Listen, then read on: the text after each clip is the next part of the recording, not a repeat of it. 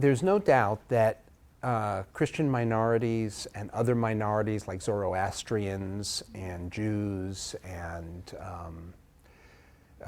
Druze and other groups that don't fit into the political Islam rubric are very worried, are very, very worried. And since the rise of political Islam in Egypt, for example, the Copts have felt, they make up about 10% of the population, they felt very beleaguered. They felt that this new ideology leaves them out. Arab nationalism originally, the ideology that preceded political Islam, many of its key thinkers were Christians. And they were Christians because they saw Arab nationalism as a way to be integrated, right? They're Arabs, they could be nationalists, and they wouldn't be discriminated by their religion.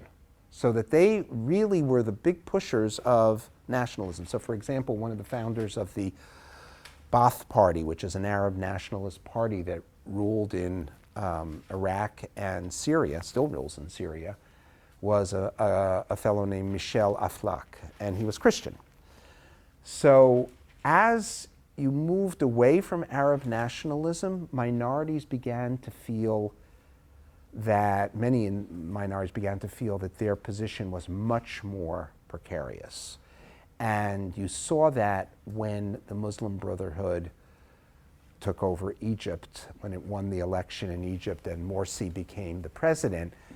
He publicly defended the rights of Christians and said that they would be equal citizens in Egypt, but in fact there were increasing attacks and the Christians, the Copts, did not believe him. And the same is true in Syria today. Many of the Christians in Syria are siding with Bashar al-Assad because he's a nationalist. He is someone who expresses an Arab perspective that includes them and not an Islamic perspective that excludes them. So there is a lot of worry by minorities in the Middle East now.